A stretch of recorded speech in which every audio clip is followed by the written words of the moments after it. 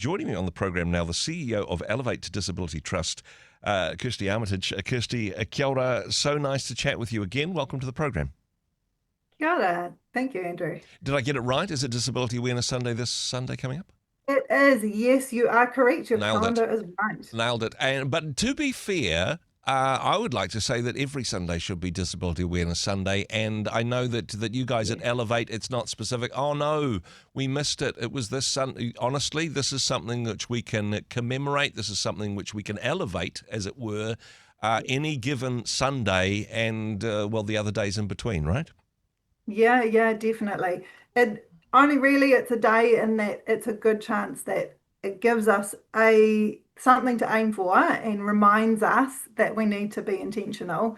But really any, like you said, any Sunday that it's a good opportunity to be intentional Yeah. about being aware about people with disability in our churches and in our communities. And what are we doing? How are we including and welcoming people? Before we jump into the details of that, for people who Yeah, aren't aware, what is Elevate? What sort of work is your ministry involved with, Kirsty?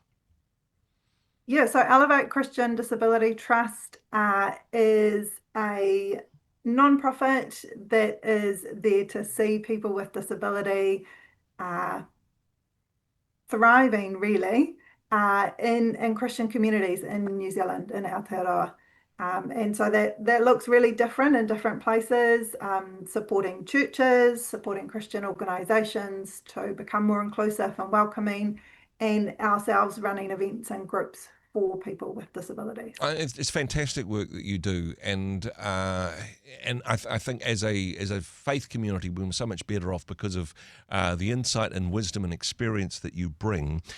One of the challenges, I suppose, for church communities is even recognizing what some of the barriers are to inclusion and participation in our churches. It's so much more than just wheelchair ramps, right? Oh, so much more. Yes. What are Yes. some of the barriers to inclusion and participation from your point of view? What are some of the things we may have missed? Yeah, as you say, there's so many, and disability is covers so much of a variety, Yeah. and it is different for every person. But some of the big things would be just even getting to church, Hmm. getting to a building, whether it be on the Sunday or a midweek meeting. Those barriers being if somebody doesn't drive, Yep. how are you going to get there? Um, if you're relying on mobility taxis, there's the cost of that. Yep. Are the mobility taxis available? Um, for families that have a child with disability, there's just so much more involved to actually get out the door. Can I just jump into that one actually? Because look, I know there's lots of wonderful services around. There's mobility taxis, and for some people, if they're in a large wheelchair, they'll need some special equipment and a special vehicle. But honestly, it's more than just how you physically get to church. Because somebody with a disability, somebody recovering from a stroke, for example, yes, they could get a taxi. But how much more relational and invitational is it for somebody in the Yeah. church to come alongside them and say, "No, I'll pick you up. What time do I Yes. need to be there?" Yeah. Yeah. And oh my goodness, the conversations that you get to have when you share transport somewhere, Yeah. and build, like you said, building relationship, so important. There's some things as a church I think we can outsource, but there are some things that we should really, really hold on to in that Yeah. space. Yeah. I mean, as you say, this is many faceted, and there's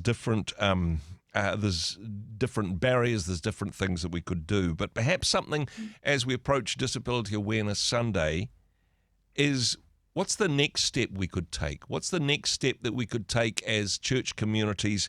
What's one barrier to inclusion and participation that we could remove to make us more welcoming and inviting to people with various disability or ability levels? Yeah. Um, well, I mean, the best place to always start, Andrew, is if you have people in your church Hmm. that have disability, have a conversation with them. Yeah, Ask them, what can we be doing as a church family, as a church community, to make church more welcoming, make it more accessible for you. yeah. Um, that would be my biggest thing. Those individual conversations, those relationships, have those conversations. And that is Even so, if it's awkward, yeah. it's fine if it's awkward. I love awkward, actually. You regular listeners to the show probably are aware of that. But actually, I think that is the secret sauce, really, rather than going, okay, what are council regulations around this, or what's some tick box exercise we can do from our health and safety committee. I mean, I'm not saying that all of those things are bad, but none of them take the place of genuine care and relationship and conversation and just manakitanga of inviting people to be a part of our space. Again, we can't outsource that. We can't make that a tick box list. Yeah.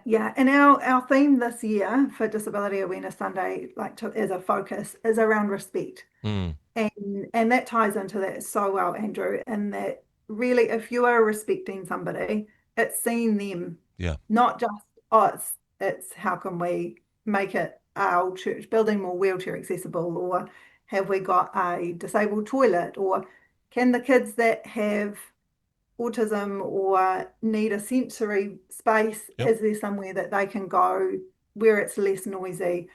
It's so much more about the individual person and going, we see you, we see who you are, and that comes with all the complexities and the nuances of each of us being individual. But that respect and that each person is important. I'm loving that. Each person has equal value. Yeah, I'm loving that. And even Aretha Franklin's already written the theme song for you, right? RESPECT. And hey, I won't offer to sing it, Andrew. No, well, each to their own giftings, Kirsty, and I won't be singing it either. But hey, maybe include it in your worship lineup this Sunday. That would be a way of doing it. And hey, I'm not volunteering for the worship at my church anytime soon, but there are a whole bunch of other resources and ideas. And if people are going, well, hey, where do we start on this? How do we start this inclusion, this manakitanga journey for people with disabilities? There's a whole bunch of stuff online at your website. Yes, for Disability Sunday and this year's theme, but all sorts of other broader resources to help people in that journey, right? Yeah. If you head to our website, we've got a link from our homepage that you can go to where there's resources there, particularly around this theme, around respect for this year. But then also a collection of stories of people with disability sharing their journey, their faith story, which I would really, really encourage people to go and utilise. And hey, a wonderful opportunity to play those videos as a part of your service.